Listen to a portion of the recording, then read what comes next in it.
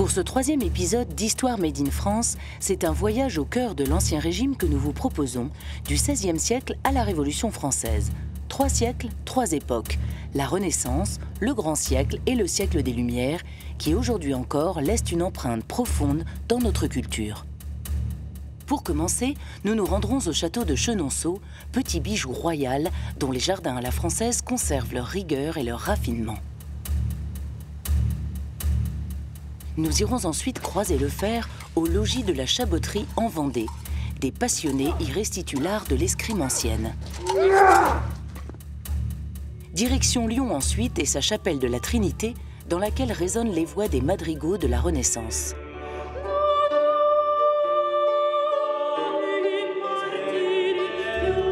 Puis, destination incontournable, Versailles, le centre du monde au XVIIe siècle. Nous remonterons le temps avec l'horloger du château. Nous poursuivrons ce voyage à cheval au haras de Pompadour avant de retrouver les châteaux de la Loire et celui de Giseux. Et c'est en Provence que s'achèvera notre périple où s'affirme à la Révolution une tradition artisanale, celle des santons.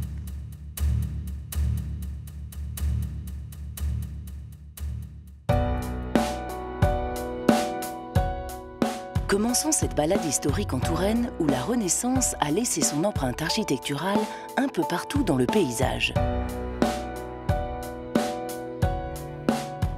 À cheval sur les 2 rives du Cher, les pieds dans l'eau, le château de Chenonceau, autrement baptisé le château des dames.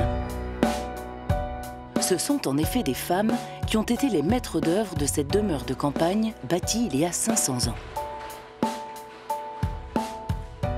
5 siècles plus tard, la décoration florale du domaine requiert encore toutes les attentions et comme à la Renaissance, les salles du château sont également embellies de fleurs fraîches. David Auguet est l'un des 3 fleuristes qui travaillent à plein temps au château.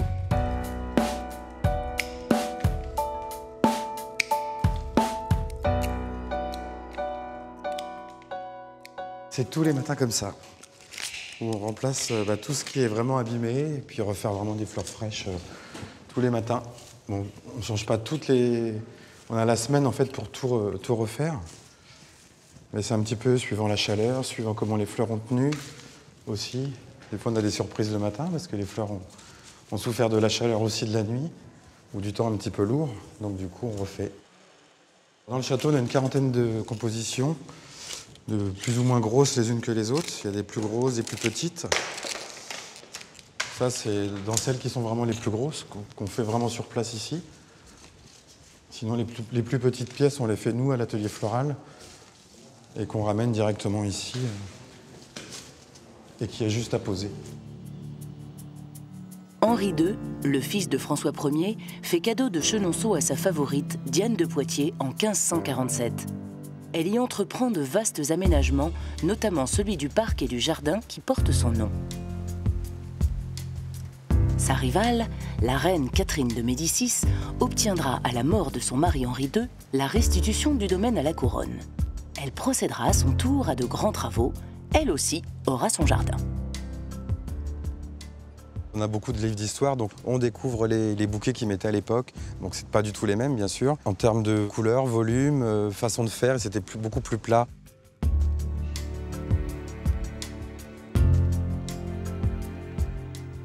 Comme chaque pièce est différente, il y a une odeur de fleurs différente dans chaque pièce, ce qui amène aussi une autre âme au château, quoi.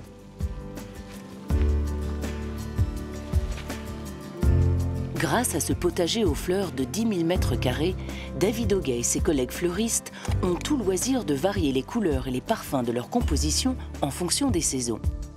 Et chose unique en France, ils disposent d'un atelier floral à quelques centaines de mètres du château, dans la ferme du XVIe siècle. Tout marche en fait dans les fleurs, c'est aussi les fleurs qui nous guident, puisque soit elles poussent pas droites toutes, elles sont un petit peu soit tordues, donc du coup ça nous permet aussi de partir sur d'autres compositions où quand on commence à les préparer, et on se dit ah tiens plutôt dans ce sens-là ça serait beaucoup plus joli, c'est elle qui nous guide. On ne mettra sur l'arrière. On va mettre sur l'arrière. On est obligé de faire du sur-mesure ici. On ne peut pas faire du simple ni de l'à peu près. Il faut que ce soit beau tout le temps, parfait. pour que nos visiteurs repartent avec des images plein les yeux, dans les appareils photos, dans les vidéos, que vraiment tout soit juste parfait. Ce souci du sur-mesure s'applique aussi dans les jardins et le parc du château de Chenonceau. Près de 7 hectares aménagés dans un style classique qui trouve ses racines en Italie. Il fleurira en France à partir de la Renaissance sous le nom de jardin à la française. La particularité du jardin à la française, c'est le raffinement, la géométrie. C'est des plantations de fleurs, c'est aussi une végétation permanente, comme on a sur ce jardin-là. On y trouve tout finalement, hein. La végétation permanente, les fleurs annuelles, bisannuelles, des rosiers, une structure aussi importante. On voit celui-ci, donc il est entouré de douves de protection, donc ça l'embellit aussi. On a un jet au milieu, donc vous voyez, il y a vraiment le mélange entre le végétal, la terre et bien sûr aussi la pierre. Alain Roger est le jardinier en chef de Chenonceau. Il est arrivé ici à l'âge de 18 ans pour un emploi saisonnier et n'est plus jamais reparti. Il se destinait pourtant à une carrière militaire, mais les jardins de Chenonceau lui ont apporté la rigueur qu'il recherchait. Depuis 13 ans, il dirige l'équipe des 9 jardiniers et 2 apprentis. On est les porte-parole de la savoir-faire à la française. Donc après, une fois que vous êtes imprégné de ça, vous avez conscience que on est finalement le petit chaînon qui va permettre de transmettre ce savoir-faire. Et on crée quand même aussi beaucoup de choses. Vous voyez, on a créé la fontaine il y a quelques années, on a refait un labyrinthe, mais par contre, on a quand même un cahier des charges qui nous impose de faire des choses qui ont existé. La fontaine existait, le labyrinthe existait, la hauteur du labyrinthe est définie par rapport à l'architecte pour respecter une certaine hauteur. Enfin, tout est bien cadré. Le visiteur vient à Chenonceau pour voir le jardin à la française, il ne vient pas pour voir des parcs, une exposition universelle ou n'importe quoi, non, non. Au fil des siècles, les 12 000 mètres carrés du jardin de Diane de Poitiers n'ont pas toujours connu la même physionomie. Au temps de Diane de Poitiers, le jardin a été conçu en premier lieu comme potager. Donc il servait pour les légumes, pour les fruits, les agrumes. À l'époque de la Renaissance, les navigateurs vont explorer un petit peu partout. Le château de Chenonceau et Diane de Poitiers, représentant un château de Rennes, a forcément été le lieu où on a ramené des nouveaux fruits et légumes. Il y a une époque, c'était un petit peu plus sûrement à l'anglaise. Et après, au 18e, oui, on a retrouvé des personnes qui ont voulu remettre le jardin à la française avec des plans vraiment d'époque. Et donc remettre comme il est aujourd'hui. Ouais. C'est l'intérêt du métier, ouais. C'est jamais pareil. Et c'est de rester humble. Parce que franchement, là, vous voyez, c'est très beau. Ils annoncent des orages dans 2 jours. Et dans 2 jours, peut-être qu'on aura des dégâts partout. Et le jardin sera pratiquement abîmé à 80%, c'est déjà arrivé.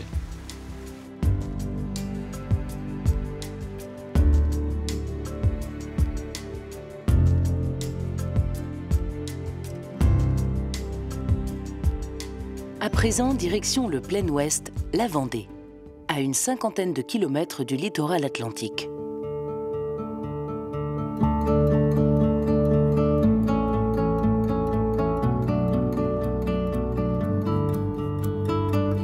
À l'intérieur des terres, voici le logis de la Chaboterie.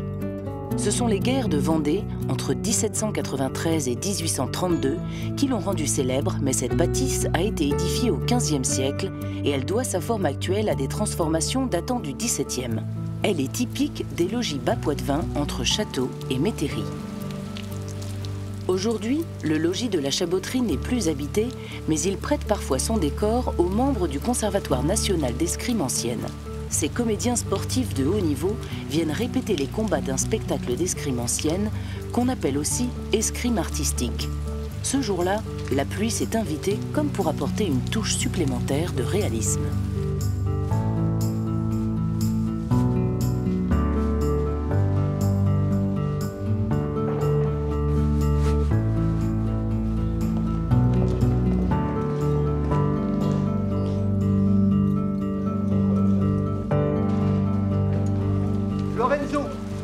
Lorenzo et Gislain, ok, vous venez, vous, depuis court, et toi, Julien, tu arrives de jardin, et très vite, d'un pas ferme et prompt, vous engagez le combat, d'accord? On est bien, on est vraiment dans l'esprit des guerres de religion, hein, ok? Vitesse normale, du coup? Ouais, vitesse normale, le combat, vitesse normale. Les compagnons, comme les appelle Laurent Tixier, le fondateur du conservatoire, se veulent les héritiers du plus vieil art martial d'Europe occidentale.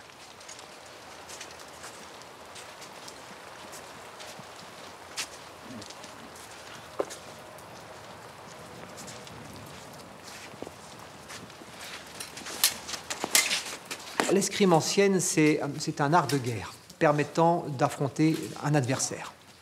On pense que ce sont les Italiens qui en ont fait un art de guerre. Mais on pense que ce sont les Français qui en ont fait une science courtisane, donc extrêmement codifiée avec des règles qui intéressaient plus particulièrement l'aristocratie française. Après, on dit que les Anglais en ont fait un sport au 19e. Donc, mais à l'origine, l'escrime, c'est un art de guerre pour combattre.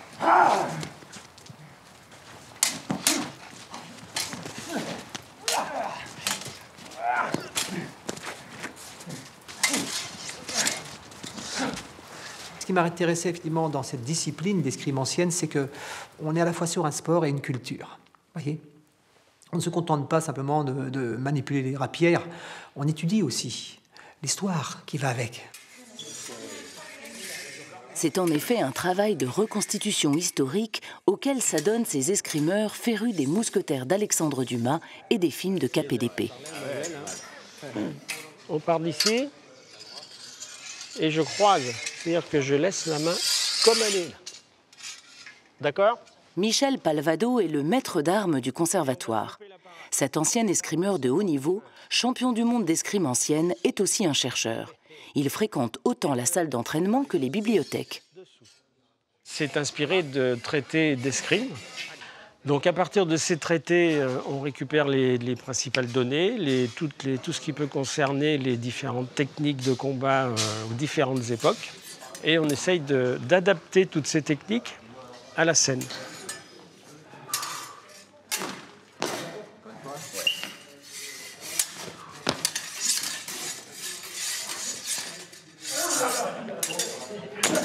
Nous, on essaye de faire du spectacle et non pas du combat. Donc ça veut dire qu'on ne va pas essayer de toucher l'adversaire. On travaille en collaboration avec un partenaire. On crée des chorégraphies de combat. Donc il n'y a pas d'opposition. Voilà. Enlève, tu peux même enlever la jambe. Tu vois, oui, c'est ça, oui. Tu vois, quand il te donne ça, quand il te donne la riposte, tu enlèves. Ah ouais, on fait quand même un petit peu preuve d'imagination aussi. On essaye de travailler le côté artistique, hein. Sachant par exemple qu'un combat, dans la vérité du combat, c'est 1 minute. Ça dure un assaut de fleuret actuel, quoi, hein. Alors que nous, on essaie de faire durer ça à 2 minutes, 3 minutes pour que le spectateur en ait pour son argent.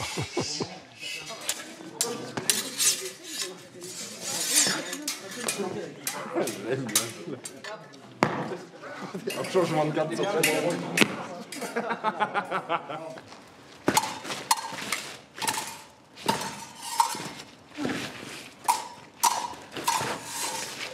C'est un sport extrêmement dangereux. On n'a pas les protections que l'on peut retrouver dans l'escrime de compétition, où là il y a des plastrons, il y a des masques, donc on est quasi sans filet quand même. Nos lames sont pointues, elles ne sont pas mouchetées, parce qu'en fait c'est vrai qu'une lame mouchetée qui rentre dans un œil, ça détruit l'œil, alors qu'on dit que effectivement si la lame est bien pointue, elle écarte les chairs et c'est réparable. Donc il faut des gens hyper solides. Et pour monter par exemple une chorégraphie de 3 minutes, c'est 1 an de travail. Ce temps passé à la recherche du geste ancestral est parfois couronné de succès. Ce combat à 3, typique des guerres de religion du XVIe siècle, opposant 2 catholiques et 1 protestant, a valu à ses protagonistes le titre de champion du monde en 2012 à Porto. On le voit bien d'ailleurs dans les combats Renaissance, ce sont des grands coups donnés, mais aussi on peut donner des coups de quillon. Alors le coup de quillon, c'est... Vous voyez, c'est ces parties-là, ces parties croisées. Là. On peut aussi donner des coups de pommeau dans la mâchoire de son adversaire. Et là, on brise la mâchoire parce que là, on a vraiment des portées extrêmement lourdes. Des coups de genoux, des coups de poing, des coups de tête, tout est permis. Puis en plus, on a 2 armes. On a aussi la dague, c'est-à-dire la main gauche, qui permet aussi de combat rapproché. Et là, évidemment, ça devient extrêmement meurtrier.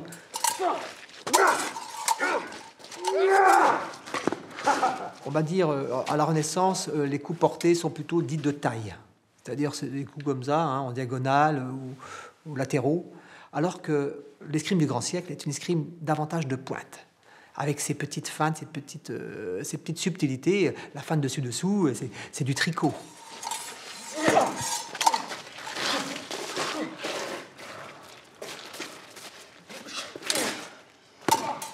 Puis après, on évolue. Et là, au XVIIIe siècle, là, on se tient en arrière. Et là, on vise que le carré, ce qu'on appelle le carré, c'est-à-dire le buste de l'individu. Et le but, c'est d'éborgner son adversaire. D'ailleurs, on a beaucoup de tableaux où on voit effectivement des nobles avec un œil de couleurs différentes. C'est très curieux. C'est très subtil. Il faut vraiment observer. C'est parce qu'en fait, l'individu s'est fait éborgner. Et plutôt que de lui mettre un bandeau sur l'œil, évidemment, le peintre va lui mettre une petite subtilité qui fera toute la différence. L'évolution des combats est intimement liée à celle des techniques de forge. Entre le XVIe et le XVIIIe siècle, les lames s'affinent, tandis que les phrases d'armes se raffinent. Et au siècle des Lumières, en effet, on ne cherche plus à tuer son adversaire, mais à faire couler ce qu'on appelle le premier sang. Il était temps. Les rois de France n'avaient qu'une seule chose en tête, c'était d'enrayer les duels qui faisaient une véritable hécatombe dans l'aristocratie française. En plus, le duel en français, c'est sur tous les prétextes. On a des chroniques qui nous racontent, par exemple, vous avez un jeune homme de bonne famille qui se bat avec un voisin. Ils se battent en duel. Ils s'entretuent. Les frangins prennent la relève, ils s'entretuent. Les pères, les oncles, et l'histoire est authentique, en 3 ans, les 2 familles s'éteignent, il n'y a plus de mal.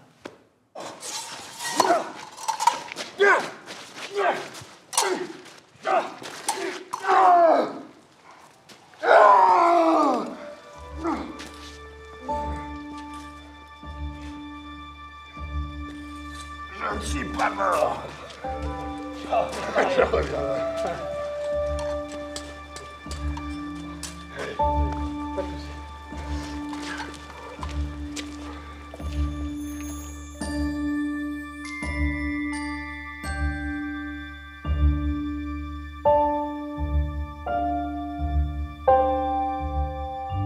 Cap à l'est désormais, à l'autre bout du territoire, dans une des cités phares de l'Ancien Régime, Lyon.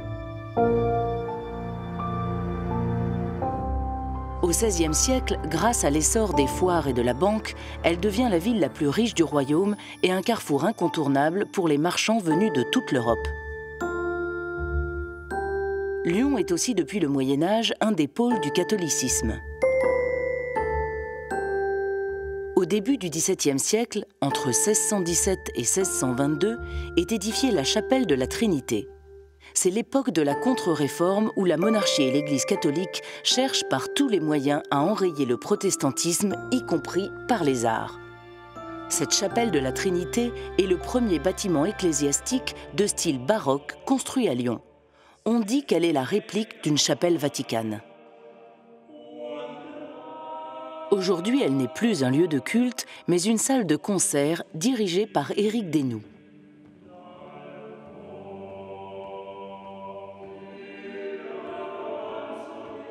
À l'époque, évidemment, la musique occupait une place importante déjà dans ce lieu, puisqu'on y donnait le concert spirituel, c'est-à-dire la musique sacrée qui n'est pas destinée à l'office, mais qui est destinée au concert.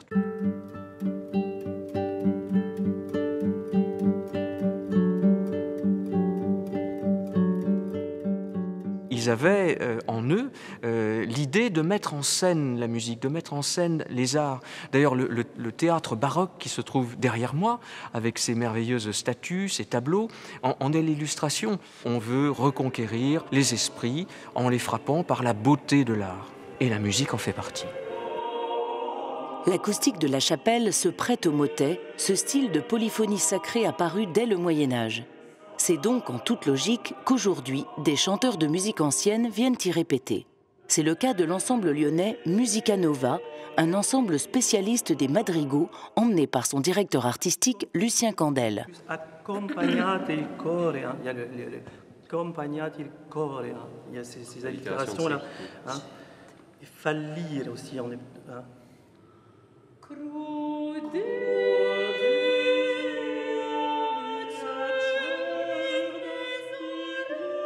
Cette forme vocale est une musique profane. Elle faisait fureur au XVIe siècle et au début du XVIIe. Ça part d'un poème, et d'un poème qui est mis en musique. Alors dans les premiers madrigaux que l'on rencontre autour de 1520 à peu près, ce sont des musiques, des poèmes qu'on a écrits spécifiquement pour la musique. Et par la suite, en fait, on a pris des grands auteurs, notamment Pétrarque, donc le grand poète du XIVe siècle. Et donc, on a pris ces poèmes comme poésie de départ pour composer dessus la musique, parce que c'est la poésie qui avait beaucoup d'affect, qui décrivait beaucoup les passions, les sentiments. Et donc, elle se prêtait beaucoup à l'usage du madrigal.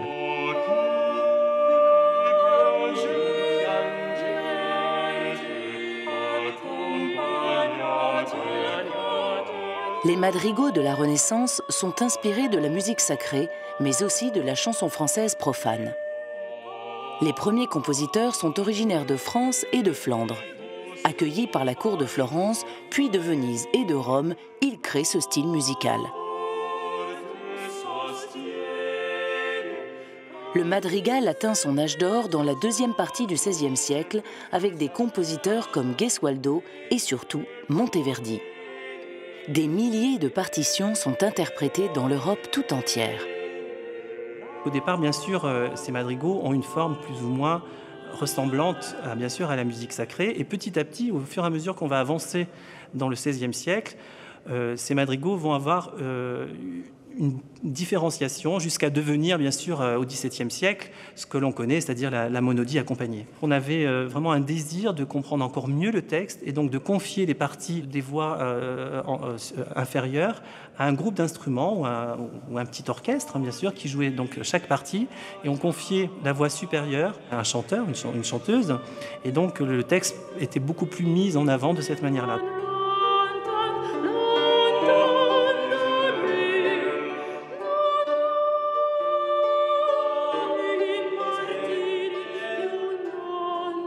À la toute fin du XVIe siècle, place aux luttes, à la viole, au clavecin, au théorbe ou encore à la harpe. C'est le début de la musique baroque qui annoncera la naissance de l'opéra.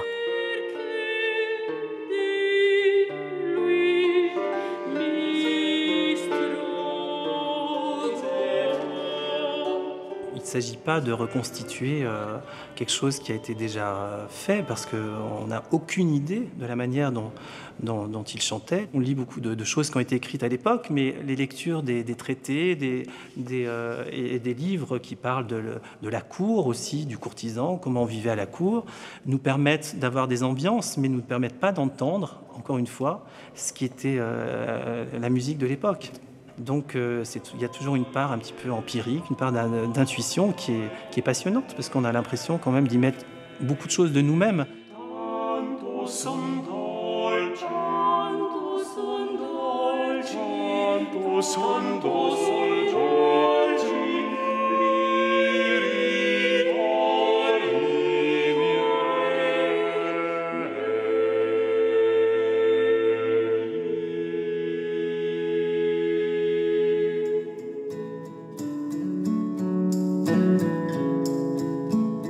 Le règne de Louis XIV est marqué par un renouvellement profond des arts qui va laisser son empreinte dans l'Europe tout entière. Le roi Soleil s'installe à Versailles en 1682. Il fait de ce palais la vitrine étincelante de son pouvoir absolu. Féru de musique, d'escrime et de danse, le roi caresse également un goût prononcé pour les arts décoratifs qui offrent à cette époque une place majeure aux ornements et à la marqueterie. Ce travail de décoration s'applique notamment au domaine de l'horlogerie, un domaine qui, au cours des XVIIe et XVIIIe siècles, connaît une profonde évolution. La miniaturisation progresse, les mécanismes de mesure du temps gagnent peu à peu en précision.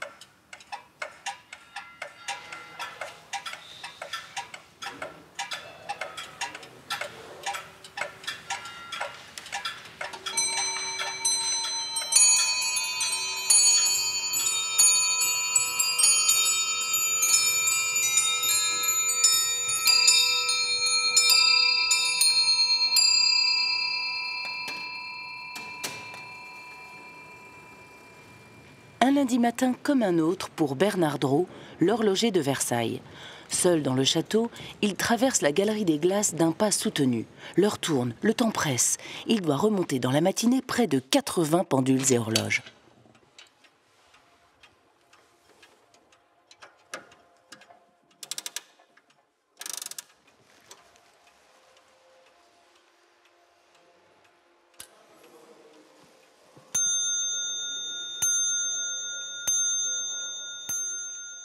très important qu'il n'y ait personne, c'est rien que pour le bruit, parce que la plupart des horloges, ça se règle à l'oreille.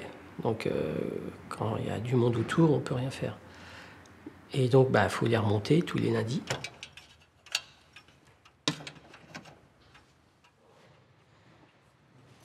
Quasiment toutes ont une histoire, on connaît leur provenance, quasiment toutes. Et elles sont en lieu et place où on les a placées il y a 200 ou 300 ans.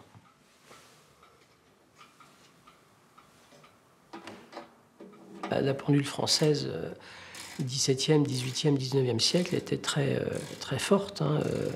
Il y avait des centaines de fabricants à Paris, et puis évidemment à Versailles. C'était énorme, la production. Énorme. Parce que c'était vraiment un signe extérieur de richesse pour les plus belles et puis un signe de pouvoir.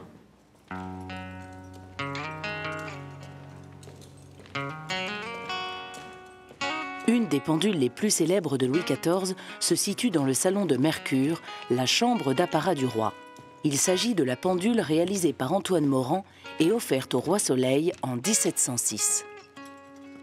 Sous Louis XIV, ils ont fait une horloge automate pour le plaisir, juste pour s'amuser en fait.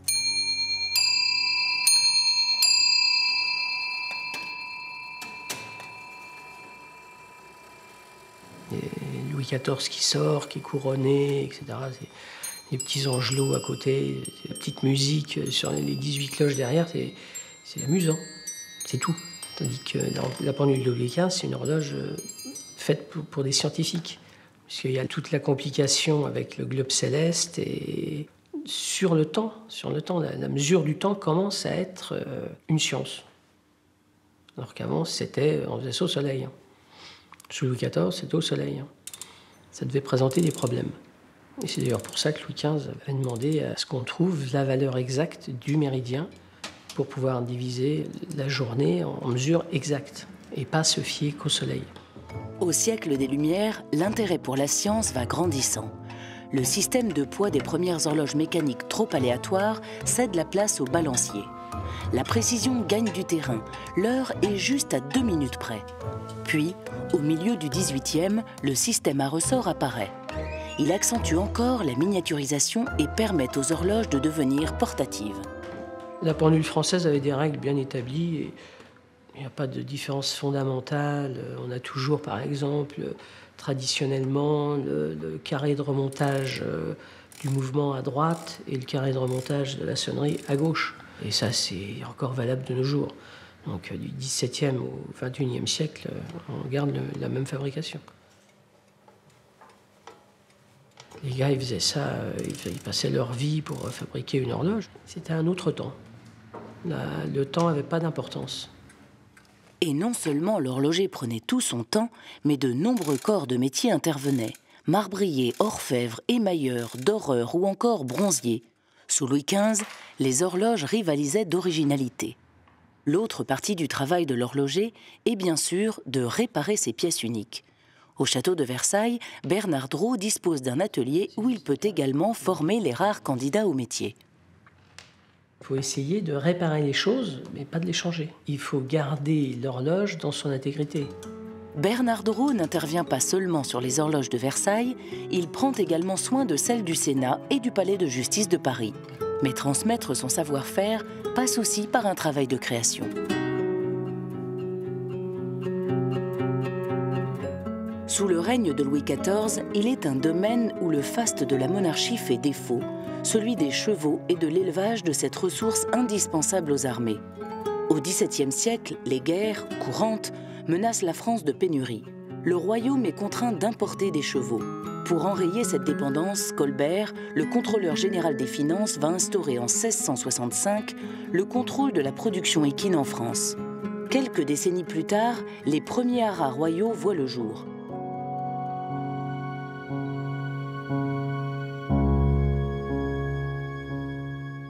Il faut traverser une partie de la France en direction de l'ouest du Massif central pour atteindre le Limousin. Ici, en 1764, sous Louis XV, est fondé le haras de Pompadour, du nom de la favorite du roi. Quelques années auparavant, le monarque lui avait fait don de ce domaine et du titre de marquise. 2 siècles plus tard, la réputation de ce haras rayonne encore. Entièrement dédiée au Mondéquin, on dit de la petite ville d'Arnac-Pompadour qu'elle est la cité du cheval.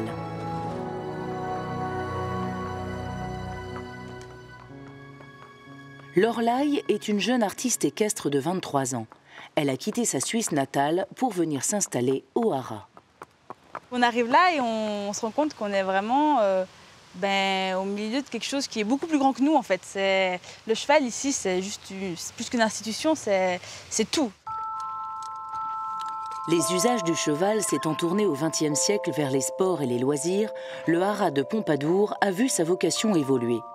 Aujourd'hui, il accueille une jumenterie de 80 têtes, des pensions, organise des compétitions hippiques, des formations et propose également des événements culturels.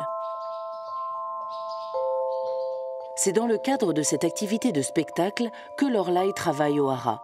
En résidence d'artiste depuis 3 ans, elle élabore chaque année des numéros qui nécessitent des mois de préparation et d'entraînement avec ses montures. Il n'y a pas grand-chose d'autre à faire. On est quand même un peu perdu au milieu de nulle part. Et j'ai 3 chevaux et c'est vraiment moi qui m'en occupe de A à Z. Donc il n'y a pas un jour où je peux ne pas être là parce que sinon personne ne s'en occupe. Donc ouais, c'est vraiment cheval, cheval, cheval. C'est une vraie vocation. C'est pas comme de rentrer au couvent, mais pas loin, quoi. C'est vraiment, il y a quasiment que ça dans ma tête et dans ma vie.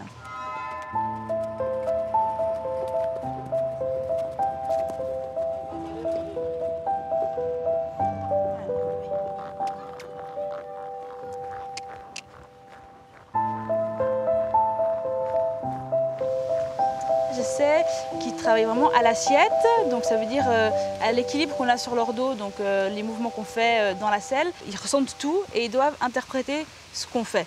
Donc petit à petit, on arrive à, juste en reculant un tout petit peu nos épaules, avoir un cheval qui va freiner.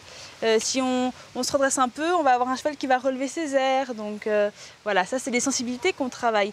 Donc au début, on a des aides, donc les rênes, et après petit à petit, on enlève le plus possible d'artifice et on essaie d'avoir juste le contact avec le cheval donc le plus fin possible, donc juste avec les jambes, un peu les fesses dans la selle et un petit peu la voix, ça aide. Là, voilà.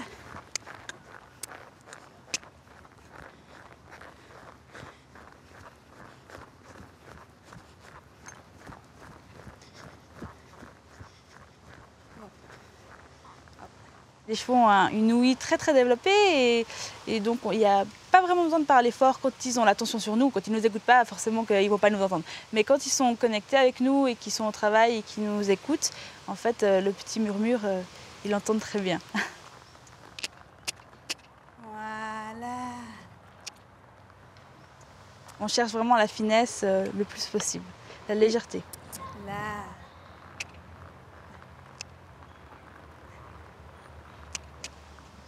Chaque fois, je me dis, allez, il faut continuer sa route, hein, il faut partir à l'aventure. Et en fait, je suis bien ici, donc j'ai un peu du mal de partir. Et les gens, ils m'aiment bien, donc après, au bout de 3 ans, forcément, on crée des liens.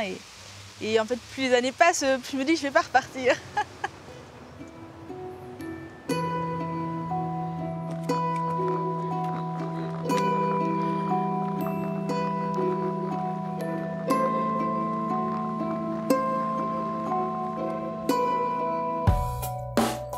Retour en Touraine, région phare à l'époque où la noblesse de l'Ancien Régime se divertit dans d'innombrables parties de chasse à courre. À la limite de l'Anjou, perdu dans la forêt, voici le château de Giseux. Construit sur les vestiges d'un château médiéval, c'est à la Renaissance que l'édifice prend sa forme définitive. Jusqu'à la fin du XVIIe, il est la propriété de la famille du poète Joachim du Bellay. Il est ensuite acquis par un bourgeois anobli. Resté sans descendance, ce dernier l'offre en cadeau de mariage à sa filleule quelques années avant la Révolution. Et c'est ainsi que Giseux entre dans le patrimoine de la famille de l'actuel châtelain. Depuis 1786, les générations se sont succédées au château. Actuellement, Géraud de Lafont et son épouse Stéphanie y vivent en famille. Le week-end, ils font chambre d'hôte. Do you want coffee or tea or chocolate? What do you have coffee, please. Coffee? I'm gonna have, but it's...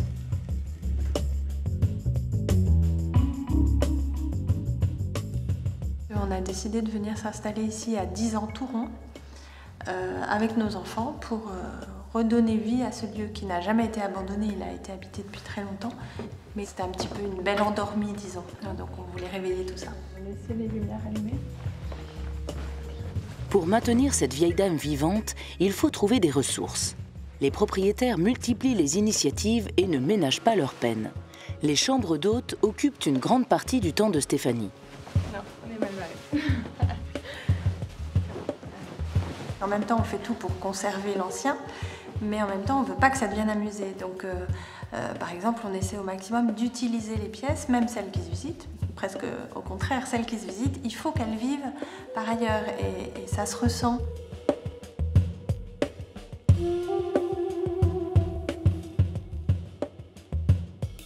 On utilise le mobilier, même les meubles qui sont classés, etc. On vit avec, on vit dedans. On peut s'asseoir pendant qu'on visite, on prend l'apéritif avec nos hôtes dans les pièces qui se visitent pour que les pièces continuent à vivre, à avoir une vraie utilité, une vraie vie, et que ça ne soit pas juste des beaux meubles posés là, et surtout n'y touchez pas parce qu'on ne sait jamais. Ce matin-là, un club de collectionneurs de voitures américaines vient passer la journée au château. Visite, dégustation de vin, déjeuner, Giseux se prête à toute forme de manifestation et cultive un certain goût pour les anachronismes.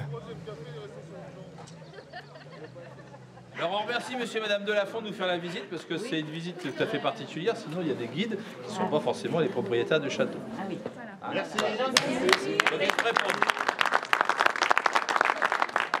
On propose que les hommes suivent mon épouse dans un second temps et que... Avec plaisir. Ça me paraît normal, voilà. Ben, normal, hein. Je me réserve la jante féminine, excusez-moi, j'ai encore quelques petits privilèges. Étalez-vous, il y a de la place. Hein. La pièce est suffisamment grande.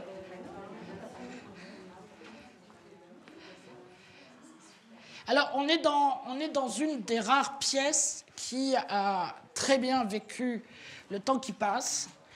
Et nous sommes à la période faste des du Bellay. Donc il y a très peu de meubles. Cette pièce, c'est un dortoir. Et ça explique pourquoi, pour rendre les pièces belles, on n'avait pas le choix, c'était les murs et les plafonds.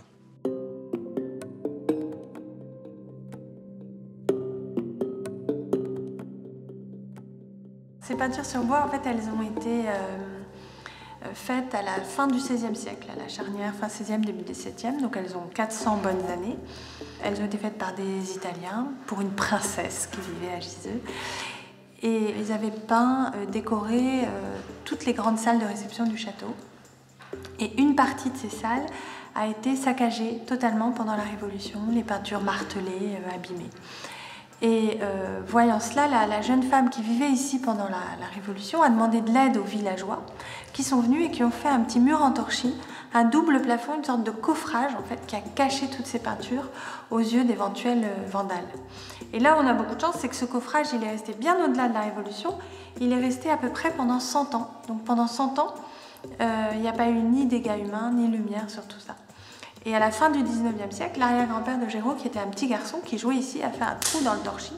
Le torchis, c'est génial, vous grattez, ça s'effrite. Et on a vu qu'il y avait quelque chose, de la couleur, etc. Donc fin 19e, il redécouvre toutes ces peintures. Donc c'est vrai que ça s'est quand même très bien conservé. Et les couleurs sont restées très belles et donnent un bon aspect de la décoration initiale de cette galerie.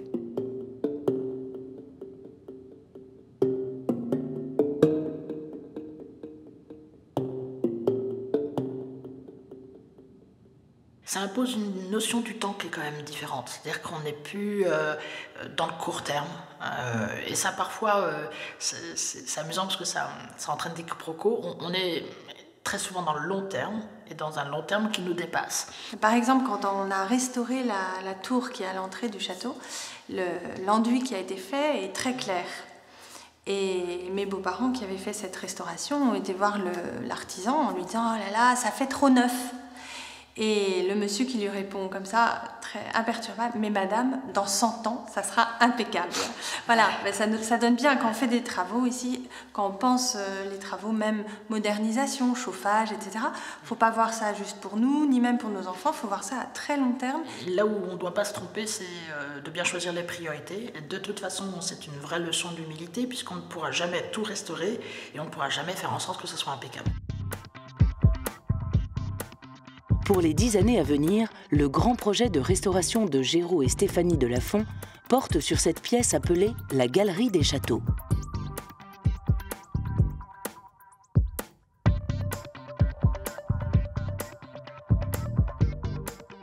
Alors ici, en fait, on est dans une salle où il y a à peu près 400 mètres carrés de peinture murale de l'époque de Louis XIV, donc des années 1680-85. Donc déjà, rien que par sa surface, c'est assez unique en son genre. Et puis ce qui est très particulier, en plus de la taille, c'est que c'est une école au sens propre du terme qui est venue. Un maître et ses élèves qui sont servis des murs comme d'un atelier pour apprendre leur métier de peintre. Alors il y a des choses un peu naïves, d'autres plus élaborées en fonction de l'âge et du niveau des élèves. Et ils ont peint des châteaux royaux et puis des scènes champêtres. Et cette salle assez unique est quand même assez abîmée par la poussière, bien sûr, mais aussi par des moisissures qui se développent, par de la suie qui s'est déposée au cours du temps. Et donc nous, notre grand projet, c'est de restaurer en fait cette galerie. Pour mener à bien leur projet, les propriétaires doivent trouver 1 million d'euros. Ils n'ont pas d'autre choix que de faire appel au mécénat. Celui d'une association américaine d'abord, mais aussi un mécénat participatif sur Internet où tout un chacun peut verser des fonds. Pour sauver ces trésors du XVIIe siècle, Giseux doit vivre avec son temps. On aime bien rappeler à nos propres visiteurs qu'ils sont les premiers mécènes de la propriété. Depuis 20 ans d'ouverture au public, chaque visiteur a participé pour permettre des restaurations qu'on n'aurait pas pu faire.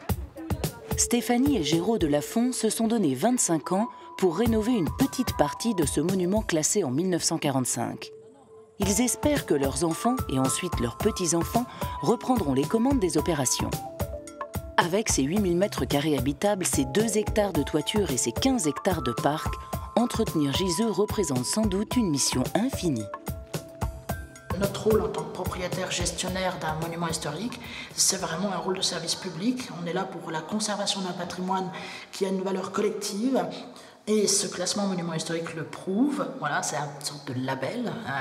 Et derrière, l'État l'accompagne réellement. On n'a pas le droit de ne pas s'occuper, de ne pas entretenir un monument qui est classé monument historique.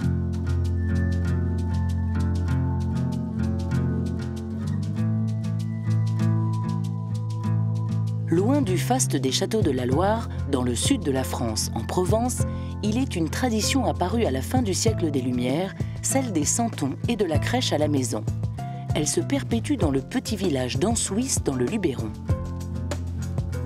C'est une fois de plus l'Italie qui est à l'initiative de cet art populaire dont les origines remontent au XIIIe siècle. François d'Assise, en 1223, est en effet le premier à reconstituer le soir de Noël une scène de la nativité en extérieur avec des personnages vivants. Malgré la désapprobation du pape de l'époque, cette représentation va se répandre dans toute l'Italie par le biais de figurines. Au fil des siècles, ces dernières finissent par gagner le sud de la France. La tradition santonnière atteindra son apogée au XIXe siècle où les foires aux santons, à Marseille notamment, rassemblent de très nombreux artisans. Mais 2 siècles plus tard, rares sont ceux qui perpétuent ce savoir-faire. Daniel Galli est l'un d'entre eux. Il est santonnier depuis plus de 30 ans et a obtenu le titre de meilleur ouvrier de France. Au cours du XVIIIe siècle, il se vendait, dans les principales villes, il se vendait des petits santons qui s'appelaient plutôt des santibelli et qui venaient d'Italie. En fait, le santon de Provence est inspiré du santon napolitain. Moi, je pense que les petits Provençaux se sont dit « Tiens, ce truc-là, ça marche bien si on en faisait ». Et c'est comme ça qu'a démarré le santon. Après, il y a une version plus officielle, à savoir qu'à la Révolution française, on a interdit les messes de minuit. Et donc, les gens ont voulu faire ce qu'ils appelaient la chapelle à la maison.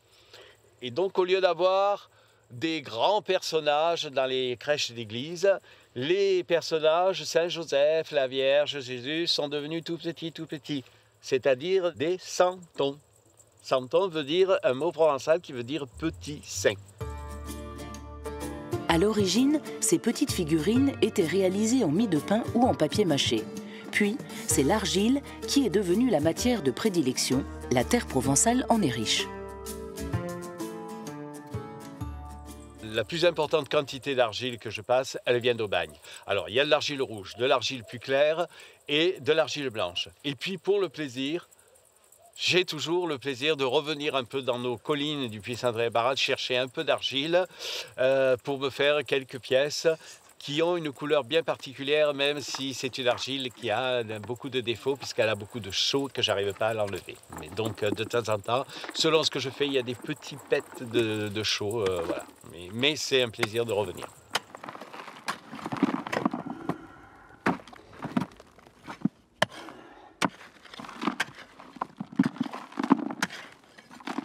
Ce qui est fou, c'est que les touristes, quand ils voient cette couleur de l'argile qu'on a ici, ils vont directement acheter.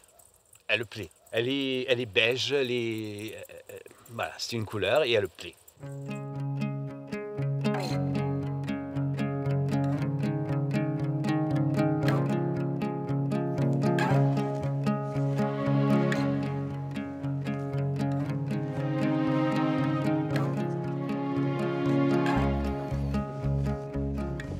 Le santon, en général, c'est de la terre pressée dans le moule. La terre est à l'état de pâte à modeler.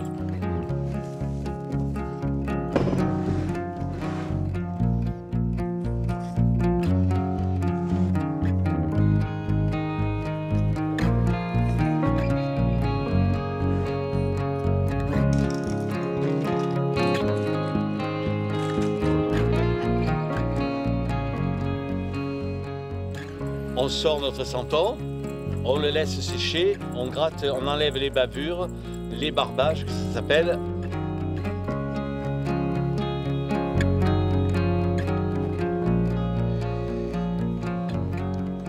Puis, avec un pinceau et de l'argile, je lisse l'ensemble des choses et le santon sèche et une fois sec, il passe au four à 1000 degrés. Ensuite, le santon il va sur l'étagère, il peut être pendu comme ça ou alors il peut être peint. À la gouache, à l'acrylique ou à la peinture à l'huile.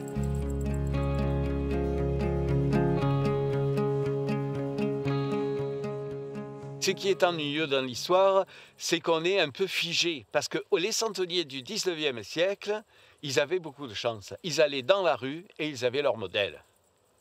Les dames, elles étaient en habit du 19e siècle. Alors maintenant, est-ce qu'on a envie de faire des santons en bikini ? En jean, voilà. Il faudrait peut-être essayer un jour. Daniel Galli s'autorise parfois à laisser de côté les personnages du village provençal pour d'autres reproductions, comme son Van Gogh, une de ses créations les plus appréciées par ses clients. Il reconnaît sans peine que son savoir-faire a quelque chose d'un peu désuet. Mais ces santons fabriqués ici dans ce petit village d'Ansuisse voyagent encore dans le monde entier. Ce doudingue en a rêvé tout petit de cette vie de santonnier dès l'âge de 8 ans. Il est issu d'une famille de potiers et a été élevé en partie par une grand-mère très croyante. Quant à l'école, il lui a toujours préféré l'imagination et la rêverie. Être santonnier, c'est un rapport avec le sacré. Et en fait, on va tout droit vers un destin. Et j'ai l'impression, quand je suis les étapes, maintenant je remonte les étapes de ma petite existence, j'ai l'impression qu'effectivement je suis allé tout droit et que j'étais fait pour faire des santons et peut-être rien d'autre, voilà.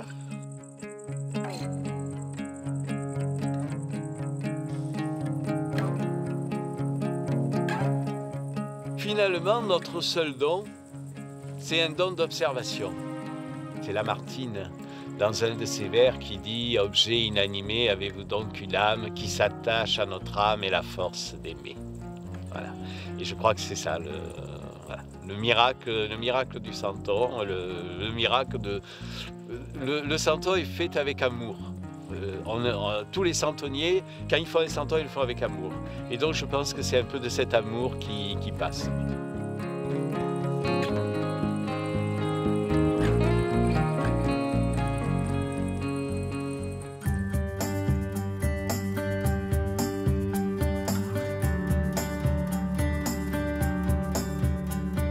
C'est avec la Croix de Provence de la Montagne Sainte-Victoire que nous achevons ce 3e volet d'Histoire Made in France. Dans le prochain et dernier épisode, nous voyagerons à travers l'époque contemporaine, une période charnière qui prend racine au 19e siècle et s'achève par le passage au 3e millénaire.